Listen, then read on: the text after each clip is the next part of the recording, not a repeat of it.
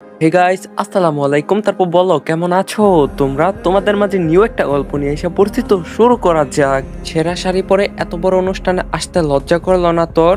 নিজের চাচাতো ভাইয়ের মুখে এমন অপমানজনক কথা শুনে ফারিয়ার চোখে জল চলে এলো। ঠোঁট কামড়ে নিজের কান্না আটকানোর বৃথা চেষ্টা করলো সে। অপরদিকে উল্টো পাশে থাকা ফাহিমের যেন খুব ভালো লাগলো ফারিয়াকে এভাবে অপমান করে। তাই তো সে আরো বলতে লাগলো, তোর বাবা যে এত গরিব হয়ে গেছে আগে জানতাম না, জানলে আমরা নিশ্চয়ই সাহায্য করতাম। কিন্তু তাই বলে আমার এঙ্গেজমেন্টে তোকে এমন ছেঁড়া শাড়ি পরে পাঠালো?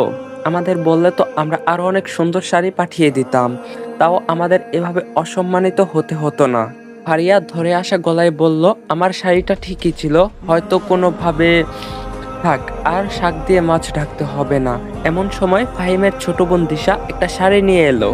ফারিয়ার দিকে শাড়িটা ছুড়ে দিয়ে বলল, এই নে, যা শাড়িটা পরে নে।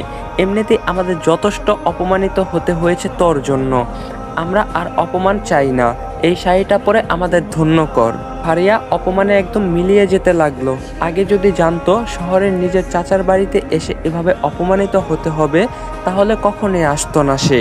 নেহাত তার অসুস্থ বাবা নিজের ভাইয়ের নিমন্ত্রণ রক্ষা করতে গিয়ে তাকে পাঠালো, কিন্তু সে তো আর জানতো না এই যান্ত্রিক শহর থেকে তার ভাই কতটা বদলে গেছে।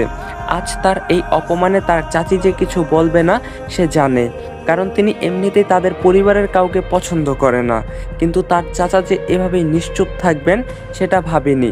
ফারিয়া মনে করে আজ তার সাথে কি কি হলো। ফাহিমের এঙ্গেজমেন্টের আসার পথে তার শাড়ির আঁচলের দিকটা একটু ছিঁড়ে যায়। ফারিয়া এখানে শুধু আজকে দিনের জন্য এসেছে, তাই আর কোনো ড্রেসও আনা হয়নি। এখন এত দূর এসে বাড়ি ফিরে যাওয়ার উপায় নেই, তাই এই অবস্থাতেই সে ফাহিমের বাড়িতে চলে আসে। আর এখানে আসার পর তার চাচা আজিজ খান বেশ আদর যত্নই করে, কিন্তু তার চাচি দিলারা খাতুন তাকে দেখে মুখ ফিরিয়ে নিয়েছিল। যদিও এতে সে কিছু মনে করেনি, কারণ চাচির থেকে এর থেকে বেশি কিছু আশা করা যায় না। কিন্তু যখন দেখলো ফাহিম আর দিশাও তাকে এড়িয়ে চলছে, তখন বেশ খারাপ লাগলো। কারণ তাদের সাথে ফারিয়ার ছোটবেলায় অনেক ভালো সম্পর্ক ছিল। ওরা যখনই গ্রামে বেড়াতে যেত কত কথা হতো তাদের মাঝে, একসাথে কত খেলাধুলা করতো তারা। আজ সবাই শুধু অতীতের পাতায় সীমাবদ্ধ। এত কিছুর পরে যখন এঙ্গেজমেন্টে উপস্থিত সব গেস্টদের সাথে ফারিয়ার পরিচয় করিয়ে দিয়েছিলেন আজিজ খান, বিপত্তিবাদে তখনই একজন মহিলা ফারিয়ার ছেঁড়া শাড়ি লক্ষ্য করে উপহাস করে বললেন, আপনার ভাতিজির শাড়িটা তো বেশ ইউনিক, এমন ডিজাইন কোথায় পাওয়া যায়? তখন সবাই শাড়ির আঁচলের দিকে খেয়াল করে ছেঁড়া অংশটি দেখতে পায়। ব্যাস শুরু হয়ে যায় হাসাহাসি। সবার সামনে ফারিয়াকে ব্যাপক লজ্জায় পড়ে। এত অপমানিত বোধ আগে কখনোই করেনি সে। ফারিয়া এমন ভাবনার মধ্যেই ফাহিম চিৎকার করে বলে উঠল, দাঁড়িয়ে আছিস কেন? যা শাড়িটা চেঞ্জ করে আয়। আমাদের এত অপমান করে কি তোর শান্তি হয়নি? এমন সময় হঠাৎ সেখানে উপস্থিত হলো ফাহিমের বাগদত্তা নিপুণ খান। নিপুণ এসেই ফাহিমকে উদ্দেশ্য করে কড়া গলায় বলল, বসে বসে গেম খেলছেন? ক্রিকেক্সে খেলুন, সাথে টাকা উপার্জন করুন। নতুন অ্যাকাউন্ট খুললে পাচ্ছেন 100টি স্পিন একদম ফ্রি। জন্মদিনে থাকতে বিশেষ গিফট, পেয়ে যান 1000 টাকা বোনাস। লগ ইন করলে প্রতিদিন 205টি স্পিন ফ্রি। 200 টাকা ডিপোজিটে পেয়ে যান 3000 টাকা বোনাস। ডিপোজিট করুন, আয় হয়ে যান ভাগ্যবান। আইফোন 17 প্রো ম্যাক্স আসতে পারে আপনার হাতেই। আর জেতা টাকা তুলুন নিরাপদ উপায়, বিকাশ, নগদ, রকেট উপায় এবং ভারতে ফোনপে, গুগল পে, ইউপিআই এর মাধ্যমে লেনদেন করুন দ্রুত এবং নিশ্চিন্তে। পিন করা কমেন্ট থেকে বিনামূল্যে ক্রিকেক্স অ্যাপ রেজিস্ট্রেশন করুন এবং উপার্জনের যাত্রা শুরু করুন। কি হচ্ছে এটা ফাহিম? তোমার থেকে এরকম ব্যবহার আশা করিনি। ও তোমাদের গেস্টদের সাথে কেউ এমন ব্যবহার করে কখনো? ফাহিম কিছু বলতে যাবে তার আগেই দিশা বলে ওঠে, এ আবার কেমন গেস্ট? ওর জন্য আজ সবার সামনে আমাদের কত অপমানিত হতে হলো সেটা তো তুমি দেখলেই নিপুণ আপু। তারপরও এমন কথা বলছো কিভাবে? আমি সবটাই দেখছি দিশা, তাই এমন কথা বলছি। ওর তো এখানে দোষ নেই, দোষ হলো মানুষের চিন্তা ভাবনায়। ও তো বললো শাড়িটা ছেঁড়া ছিল না, দুর্ঘটনাবশত ছিঁড়ে গেছে। তারপরও এত কথা হচ্ছে কেন আমি বুঝতে পারছি না। কথাটা বলতে বলতেই নিপুণ ফারিয়ার কাছে চলে এলো। ফারিয়া মাথা নিচু করে দাঁড়িয়েছিল।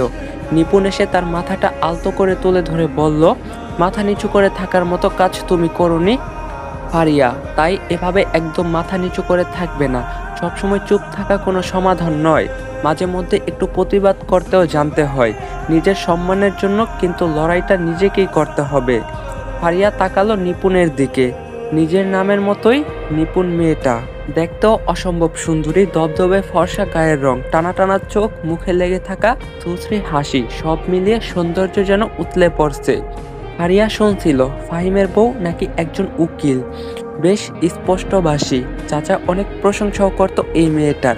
আজ সে বুঝলো কোনো প্রশংসাই মিথ্যা নয়, নিপুণ সত্যি অনেক ভালো মেয়ে। এতক্ষণ মন থাকা আজিজ খান এতক্ষণে মুখ খুললেন।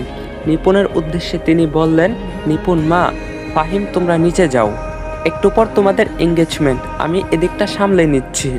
তখন নিপুণ বলল, আমি এতক্ষণ এখানে ছিলাম না আঙ্কেল, তখন তো আপনি এখানে উপস্থিত ছিলেন, মাফ করবেন। একজন গুরুজন হিসাবে আপনি নিজের দায়িত্ব পালন করায় সম্পূর্ণ বৃথা হয়েছেন। আপনার সামনে আপনার বাড়ির গেস্টকে আপনার ছেলে মেয়ে কত অপমানজনক কথা বলল, আর আপনি কোনো প্রতিবাদ না করে দাঁড়িয়ে দাঁড়িয়ে সব দেখলেন। আপনার থেকে এটা আশা করিনি। দিলারা খাতুন নিপুণের এমন তেরা কথা শুনে রেগে গেলেন। মেয়েটাকে এমনিতে ছেলের বউ হিসাবে তার বেশি একটা পছন্দ নয়, এই স্পষ্টভাষী স্বভাবের কারণে। নেহাতি তার স্বামী ও ছেলের খুব পছন্দ নিপুণকে, তাই কিছু বলতে পারেনি। কিন্তু তার মানে এই নয় যে তিনি নিপুণের সব কিছু মেনে নেবেন। তাই তো তিনি নিপুণের মুখের উপরই বলে দিলেন, এটা আমাদের ফ্যামিলি ম্যাটার নিপুণ, তুমি কিন্তু এখনো আমাদের পরিবারের কেউ হওনি, তাই আশা করব তুমি এর মাঝে ইন্টারফেয়ার করবে না। নিপুণ মৃদু হেসে কঠোর স্বরে বলল, একজনকে অপমান করা কারো ফ্যামিলি ম্যাটার হতে পারে না আন্টি। এভাবে একটা মেয়েকে অপমান করার কোনো রাইট আপনাদের কারো নেই। ফাহিম এগিয়ে এসে নিপুণের হাত ধরে বলল, এই বিষয় নিয়ে আর কোনো কথা নয়, চলো আমাদের এঙ্গেজমেন্টের টাইম হয়ে যাচ্ছে।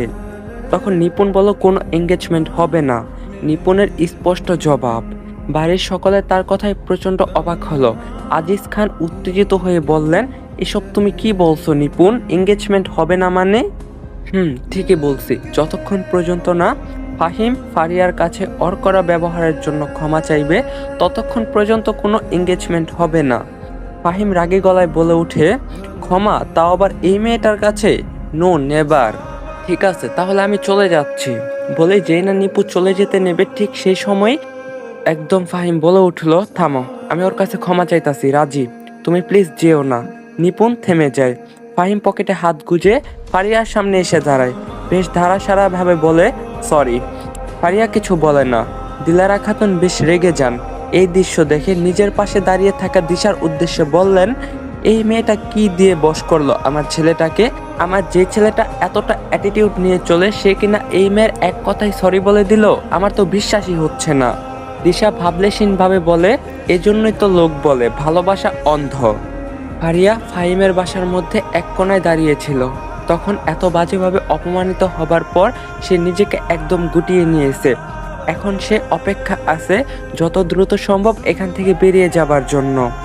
ফারিয়া ভাবলো, ফাহিম নিপুণকে রিং পরিয়ে দেবার পরই সে চলে যাবে। সেইভাবেই দাঁড়িয়ে রইল সে, চুপচাপ দাঁড়িয়েছিল। এমন সময় দিলারা খাতুন তার সম্মুখে এলো। তার দিকে অগ্নিদৃষ্টি নিক্ষেপ করে বলল, এই মেয়ে, তোমার মধ্যে কি কোনো লজ্জা নেই? এত অপমানিত হবার পরও তুমি এখানে পড়ে আছো কেন? ফারিয়া লজ্জা পেল খুব, উত্তরে কি বলবে ভেবে পেল না। দিশা পাশ থেকে বলে উঠল, নিশ্চয়ই গান্ডে পিণ্ডে গেলার জন্য পড়ে আছে, বাড়িতে তো ভালো মন্দ খেতেই পায় না। তখন ফারিয়া এবার আর সহ্য করতে পারল না। এতক্ষণ নিজের বাবার কথা ভেবে চুপ ছিল সে, কারণ তার বাবা তাকে বলছিল কারোর সাথে কোনো খারাপ ব্যবহার না করতে, কিন্তু এবার তার সহ্যের সীমা পেরিয়ে গেছে। ফারিয়া দিশার মুখের উপর বলে দিল, আমি এখানে খেতে আসিনি, তুমি ভুল ভাবছো দিশা আপু, আমাদের বাড়িতে না অনেক ভালো ভালো রান্না হয়। আমার আব্বু বাজার করে আর আমি নিজের হাতে সেসব খাবার রান্না করি, একদিন এসে খেয়ে যেও। দিশা উপহাস করে বলল, তোদের বাড়িতে খেতে হবে, এত দুর্ভাগ্য আমার আসেনি। ফারিয়া বলল, ভাগ্য বদলাতে কিন্তু সময় লাগে না, তোমরা যেমন আঙ্গুল ফুলে কলা গাছ হয়েছ, তেমনি কিন্তু আল্লাহ চাইলে এক পলকে আবার রাস্তায় এসে নামতে পারো। দিলেরা খাতুন ধমকে উঠে বলল, ফারিয়া। ফারিয়া থমে না গিয়ে বলল, আমাকে ধমকাবেন না চাচি, আমি ভুল কিছু বলিনি, সেটা আপনিও জানেন। আপনারা তো আগে গ্রামে আমাদের মতো সাধারণ জীবনযাপন করতেন, তারপর হঠাৎ করে চাচা লটারি পাওয়ায় আজ আপনাদের ভাগ্য ঘুরে গেল। শহরে এসে ব্যবসা করে আজ আপনারা এত বড় লোক। শহরের চাকচিক্যি বোধহয় আপনাদের নিজেদের শিকড় ভুলিয়ে দিয়েছে, তাই আমি মনে করিয়ে দিলাম। তুমি এক্ষুনি বেরিয়ে যাও আমাদের বাসা থেকে, আর কখনো এখানে এসো না। দিলেরা খাতুন এমন কথায় ফারিয়া আর এক মুহূর্ত দাঁড়ালো না। তবে যাওয়ার আগে দিলেরা খাতুনকে বলে গেল, আমি আজ এখান থেকে বেরিয়ে যাচ্ছি, আর কখনো আসবো না, কথা দিলাম। আপনারা চাইলেও আর আসবো না। দ্রুত তাদের বাড়ি থেকে বেরিয়ে এসে ফারিয়া কাঁদতে থাকে। তার পুরো 20 বছর জীবনে এমনভাবে কখনো অপমানিত হয়নি সে। ফারিয়া এই কান্না লুকিয়ে থাকা কষ্টগুলো আজ তাকে বুঝিয়ে দিল অর্থ সম্পদ মানুষকে কিভাবে বদলে দেয়, কিভাবে রক্তের সম্পর্ক হেরে যায় তথাধিক স্ট্যাটাসের কাছে। ফাহিমের সাথে নিপুণের এঙ্গেজমেন্ট হয়ে গেছে। তারপর নিপুণ ও ফাহিম একসাথে আলাদাভাবে সময় অতিবাহিত করছিল। দুজনে ব্যালকনিতে দাঁড়িয়েছিল। ফাহিম নিপুণকে নানা রকম কথা বলছিল, কিন্তু নিপুণ শুধু হুম হুম করছিল। ফাহিম বিরক্ত হয়ে বলে উঠে, তুমি আমার কথার গুরুত্ব দিচ্ছ না কেন নিপু? আজ তোমাকে আমার ভীষণ বিরক্ত লাগছে। ফাহিম বলল, তোমার কথার মানে কি? নিপুণ বলল, তোমার এরকম ব্যবহার দেখতে হবে সেটা ভাবিনি। ফাহিম এগিয়ে এসে নিপুণের হাতটা শক্ত করে ধরে বলল, এসব কথা না বললেই নয়। তুমি কেন ব্যাপারটা ভুলতে পারছো না? কিভাবে ভুলবো বলো? নিজের ভালোবাসার মানুষের এই রূপ তো আমার কাছে অচেনা। তুমি একটু রাগী জেদি সেটা আমি জানি, তাই বলে তুমি একজনের সাথে এতটা খারাপ ব্যবহার করবে? তখন ফাহিম বলল, তুমি ওই ফারিয়ার ব্যাপারে কিছু জানো না তাই এভাবে বলছো। আমার কেন ওর ব্যাপারে জানতে হবে ফাহিম? আমার তো নিজের জীবনসঙ্গীর ব্যাপারে জানতে হবে। নিজের জীবনসঙ্গী হিসাবে আমি একজন ভালো মানুষকে দেখতে চাই, যে ইহকাল এবং পরকাল উভয় স্থানে আমার সঙ্গী হবে। তখন ফাহিম বলল, আমি তোমার যোগ্য জীবনসঙ্গী হব নিপু, কথা দিলাম।